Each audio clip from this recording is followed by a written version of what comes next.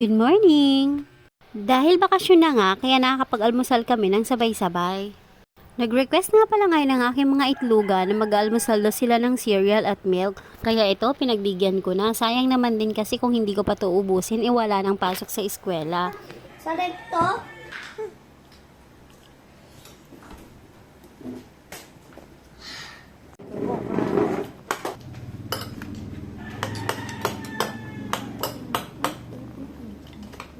At ako naman, ang breakfast ko ngayon ay pandesal na may palaman na mayonnaise. Medyo late na rin kasi kami nagising ngayon kaya wala na akong time talaga na magluto. Pero maya maya magluluto na kagad ako ng pantanghalian kasi nakaschedule ako ngayon na maglinis. Kaya ito mag-almusal lang muna ako ng pandesal at syempre ng kape kahit na bawal. Sige, go! Pagkatapos nga namin mag-almusal ay magluluto na kaagad ako. Magluluto ako ngayon ng ampalaya may itlog. Ito na yung pantanghalian namin. Nagluto na kagad ako kahit na maaga pa kasi ayoko na pagka naglilinis na ako, ititigil pa ako para magluto. Gusto ko talaga kapag naglilinis ako, tuloy-tuloy, titigil na ako kapag natapos na. Kasi pag hindi ko siya tinapos at tumigil ako, mahihirapan akong balikan dahil nakakatamad ng balikan. So ganito, basic lang to. Kanina nakapaghiwa na kasi ako ng ampalaya, hindi ko na na-videohan. So ito na lang muna yung itlog, magbibiyak na ako ng itlog, 3 itlog. Gusto ko mas madami itlog para mas masarap.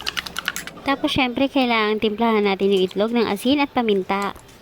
So sinet aside ko muna yung ginawa kong egg mixture. Tapos may nakita pa akong dilis dito na maliliit. Sinangag ko na rin. O diba yung pananghalian namin parang pang-almusal din. May partner pandilis. Pagkatapos nun, pagkatapos kong magsangag ng dilis, nag-umpisa na akong mag-isa. Basic na basic ulit. Gisa lang ng sibuyas at bawang. Tapos ako naman nilagay yung ampalaya. Itong ampalaya pala kapag nagluluto ako, hindi ko masyadong hinahalo para hindi mapait. Well, iba-iba naman ang technique. Yung iba kasi nakikita ko, pinipigaan nila yung asin yung ampalaya para daw matanggal yung pait. Ako naman, ayoko naman talagang mawala yung pait. Gusto ko meron pa rin kasi yun naman talaga ang gusto natin sa ampalaya. Dahil wala namang ampalaya na hindi mapait. I mean, ayokong pigain yung katas ng ampalaya kasi nandun yung nutrients. Nandun sa pait na yun, nandun yung nutrients. So, ang ginagawa ko, hindi ko na lang siya masyadong pinipiga para yung pait niya hindi lumabas. Pero syempre, iba-iba naman tayo ng technique eh. Kung dun kayo masaya, di okay yun. Mas okay din naman yun. Nakatikim na rin naman ako nun. Masarap din naman talaga. Siguro nasa pagluluto lang talaga kung alin ang mas masarap na type ng pagluluto ng ampalaya. At saka isa pa, nasanay na rin naman ang aking mga bunsong itluga. Aking mamaliit na itlugan sa gantong luto. Kaya okay lang naman. Kinakain pa rin naman nila. So, ito na, pagkatapos ko nga magluto, nagpatulong na ako dito sa pamangkin namin, sa pamangkin ni Papa B na hilain tong aming higaan dahil may plano akong baliktarin ang aming kwarto ngayon, Diyos. Dahil bakasyon nga, talagang nakaschedule na sa akin ang paglilinis ng kwarto ngayon. Talagang gusto ko general cleaning, lilinisin lahat-lahat at tanggalin. Magdadagdag muna ako ng kalat ngayon na aking mga itlugan, Diyos. Pero promise talagang napakakalat naman ng kwarto namin. Napakahirap sundin kapag may maliliit. Kapag may mga batang maliliit. Tapos puro palalaki. Pag nagkakagulo sila, pag nagkakalat sila, shucks! Ang hirap talagang pigilan. Kaya para sa mga binata at dalaga dyan ngayon na gusto magkaroon ng malaking pamilya, pag-isipan nyo muna. Dapat may yaya muna kayo bago kayo magpamilya. Apakahirap pong magsunod ng kalat. Pero masarap din pag may malaki kang pamilya kasi napakasaya ng bahay nyo. Yung tipong galing ka sa pagod kang trabaho, tapos stress pagdating ng bahay, ang daming sasalubong sa'yo, nakatawa sila lahat. Basta sa mga binata at dalaga dyan, bahala na kayo. Pag-isipan nyo na lang, chas. Ang daming sinasabi, maglilinis lang naman ng kwarto.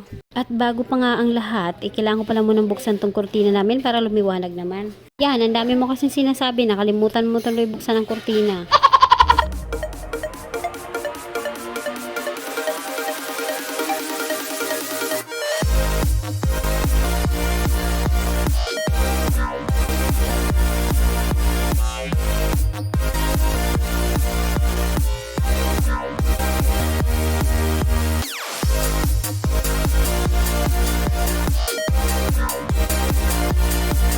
At iniwan na nga ako ng pamangkin ni Papa B. Siguro gustong gusto na talaga maglaro kasama yung mga pinsan niya sa labas.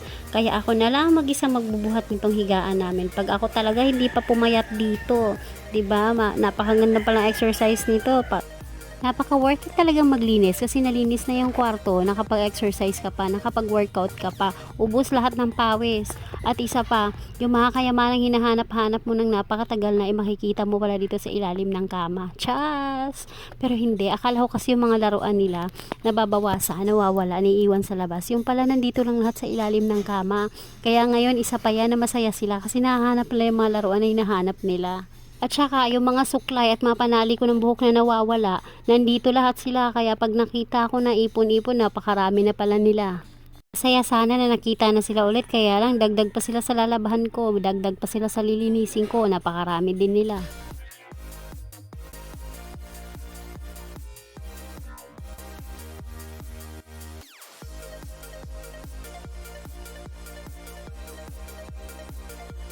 Pagkatapos kong linisin ang aming kama, tamang-tama dumating na ang aking hinire na tagalinis ng aircon.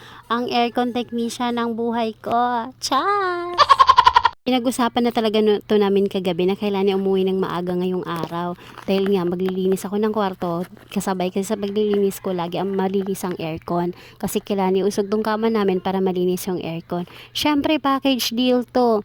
Hindi lang aircon ang lilinisin niya, pati electric fan. At may bonus pa dapat, siya na rin ang magmamap ng sahig. Habang inaayos na nga yan dyan, ang dami nang sinasabi, dapat daw mahal ang bayad nito, dapat daw ganto, ganyan. Minute ko na lang dahil baka mabastusan kayo, baka mamaya ma-restrict na naman tayo, Diyos. Pero ito talaga ang mapait na katotohanan, aircon technician siya, pero yung sarili ng aircon, taunan bago linisin. Tipong hihintayin niya na mabahing siya pagbukas niya ng aircon bago niya linisin yung aircon niya. Uy, walang ganon. Pero ang totoo, nililinis ko naman talaga yung filter niyan weekly. Bawat magpapalit ako ng bedsheet namin, nililinis ko rin yung filter ng aircon namin. At saka dahil may extra naman ako dito, ipinapalitan ko siya. Tsaka hindi po totoo na 1 taon bago kami maglinis ng aircon, ha. Joke lang po yun. Kasi ang totoo, ang maintenance talaga ng aircon is 3 to 4 months, lalo na kapag gamit na gamit. Kami kasi dito sa amin talagang mainit kapag tanghali dahil yung kwarto namin bandang loob, kaya mainit talaga. Kaya gamit na gamit yung aircon, kaya pinapalinis ko talaga every 3 months. At demanding pa tong aircon technician na to, nanghihingi pa sa akin na antibacterial daw na liquid soap para dito sa kanyang aircon. Sige, pagbigyan, ikaw din naman ang bumili niyan eh. At ito nga pala yung ginagamit namin panglinis ng aircon. Itong pressure washer na to, matibay din talaga. Noon, nung bago pa lang kami sa air conditioning, 3,500 pesos lang to. Pero ngayon, nasa 5,000 plus na siya. Apakamahal na, grabe. Inflation rate is real. At dahil nga wala naman akong pambayad sa magiging helper niya dyan, ako na rin ang nag-helper. Ako na rin nag-operate ng pressure washer niya habang siya ang nagsispray. Okay lang din naman mag-helper sa kanya, at least kasama ko siya. Chas! Nagsusumix din ng peg.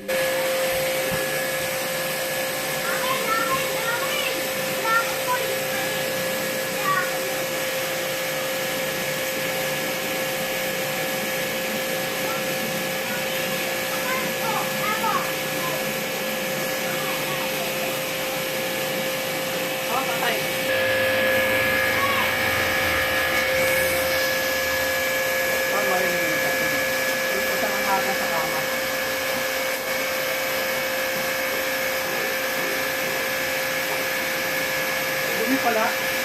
Hindi! May tatlong buwan na ba ba? Mahigit nahan. Baka ka na makakalong pang ganyan yung dalawa.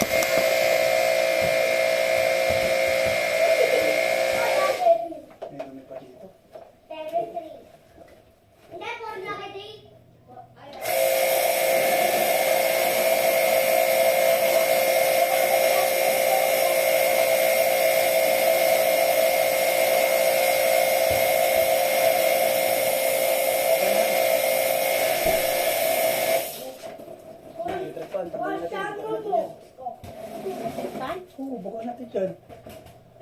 Ano yan eh? Okay. Wah!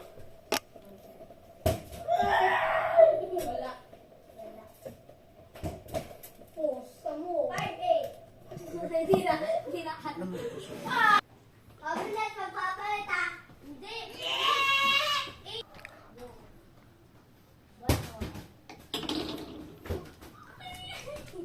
6-8.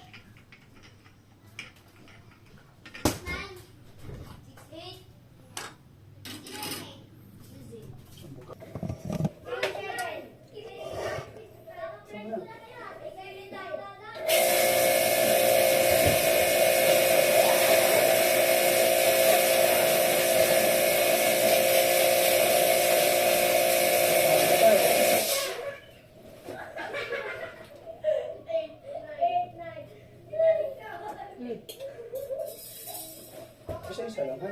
Ayaw nga. Sige. Kas.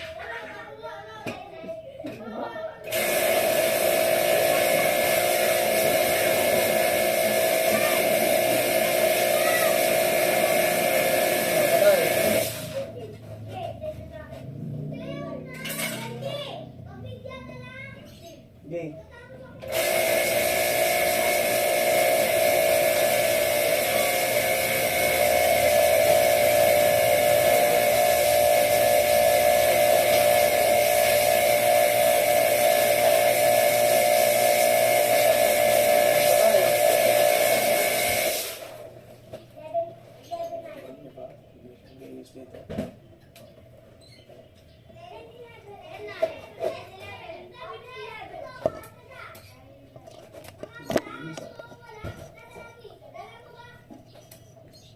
Okay.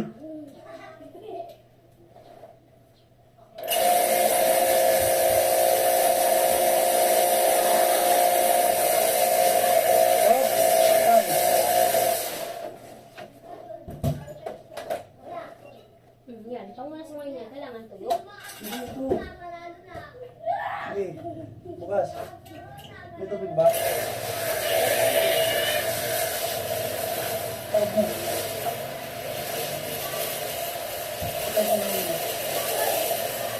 Wala, wala mo na. Tulog. Bungot eh. Oy, ginawa ka, disqualified. Okay.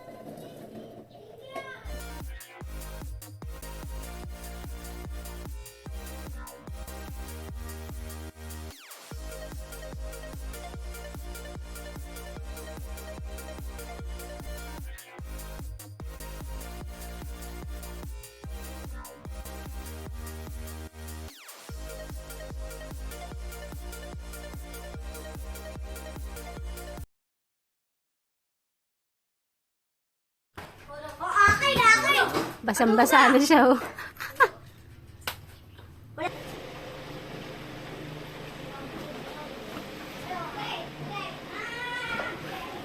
Magkano sige mo kaya hindi nga ang cleaning? 1.5. 1.5? Libre na electric fan. Mahal ng charge nito. Mahal ng charge. Mahirap talaga magpalinis ito pag taunan, eh. Masyadong mahal ang charge. Buti nga, hindi pinampdol. Kung pinampdol pa to, lalong mahal. 4,000 to. Tanong, bayaran ka naman. Ha? Tanong, Mamayang gabi, bayaran kita. Pinagod dito. Tawang-tawa sa mamayang gabi. Lobit na tayo.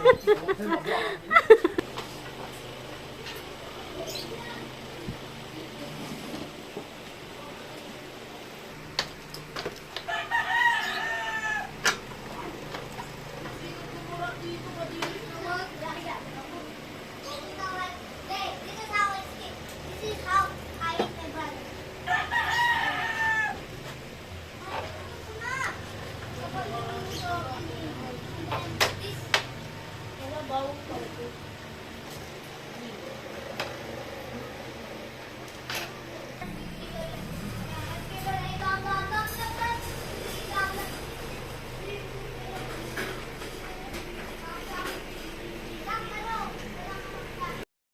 ayan, natapos na nga niyang linisin. So, alam na, magbabayad ako nito mamaya, chas. So, ayan, finalize sila yung pagpunas, tapos dinisinfect niya ng alcohol. Inisprayan niya lang ng alcohol.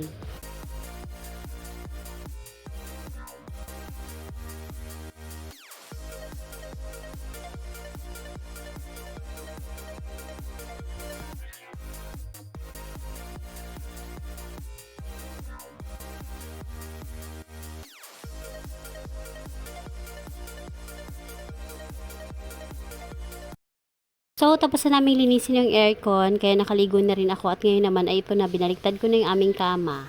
Salamat sa panonood, bukas ulit!